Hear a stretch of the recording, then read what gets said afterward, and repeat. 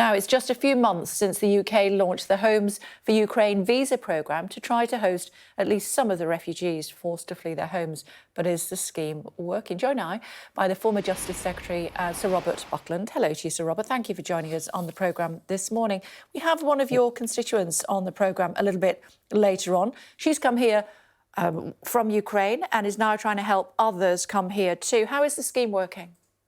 Yes, well, Sofia Volovic, who's on later with UK, is a shining example of how somebody came here in recent months, part of the Homes for Ukraine scheme, and now is helping other people link up with Ukrainian refugees through her own website and her own local organisation called Swindon Welcomes Ukraine.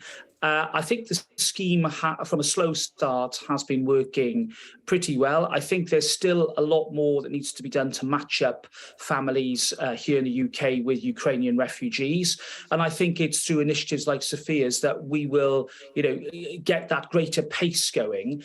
And make sure that as many refugees as possible have that friendly, warm welcome that we all want to give them, bearing in mind the horrific experience that they've been through continues.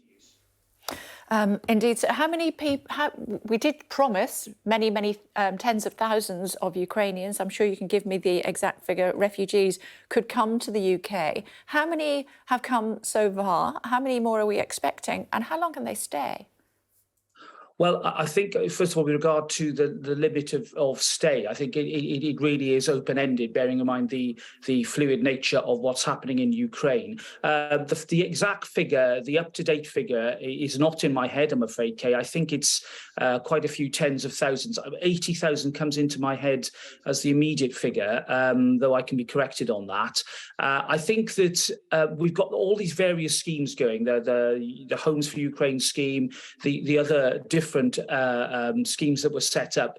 I think sometimes that can be a bit confusing, and therefore it's really important that all of us, MPs, indeed all local agencies, work out how we can best match up the demand with the supply that we obviously have, and the number of people who have registered is still, I think well in excess of the actual matches that have been made with regard to accommodation, and that work has got to continue. And just because it was very much in the headlines a few months ago, just because it might not be as much in the headlines as it was, doesn't mean it isn't still important, and that organisations like Sophia's don't have a huge role to play. There's an awful lot of Home Office red tape there, isn't there, still? We were featuring yesterday 4-year-old Alika Zuberts. She was sent back to Kharkiv after being considered an unaccompanied minor, I should say. She was here with her grandparents, not her parents. And she's now been denied access to the UK twice. We need to sort that out, surely.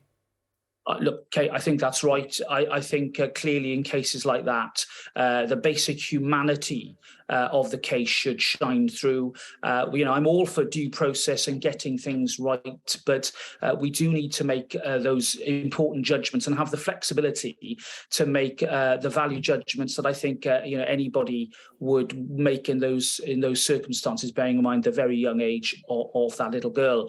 I think this country's reputation is second to none for our welcoming nature and our generosity to refugees.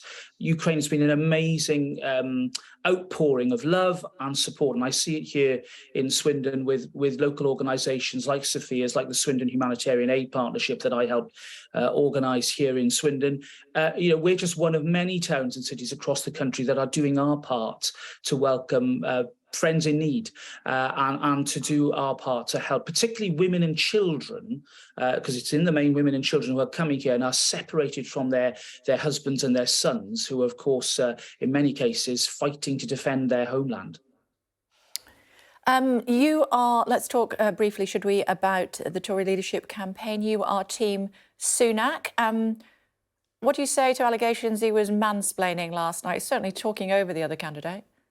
Yeah, I think it got lively. What I'm looking for in both leadership candidates is that sense of energy and urgency and purpose. And I think it's good to see energy from Rishi Sunak. He clearly wants to hit the ground running from day one and get on with a number of priorities. I think in a debate like that, Kay, where you've got differences about how to manage the immediate economy, I want to hear actually that lively exchange. And at times, yes, it can be a bit feisty. I myself can, get feisty in debates as well. But I think that at the end of it all, there was that mutual respect between the two of them that shone through in the last 10 minutes or so. Look, these people who've known each other well, they've sat around the cabinet table, they're capable of having a mature debate. And in fact, the content of the debate, I thought, was pretty good.